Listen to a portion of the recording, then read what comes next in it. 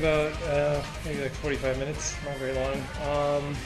Luckily I've done Kawasaki's before. They're kind of tricky. Trick to avoiding that, but I'm gonna leave his alone for now. Yeah, all I gotta say is if you ever want to take yours apart, the trick is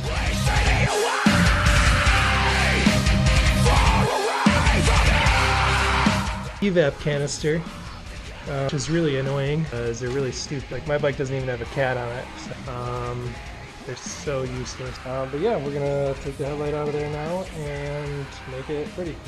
So hopefully it looks good.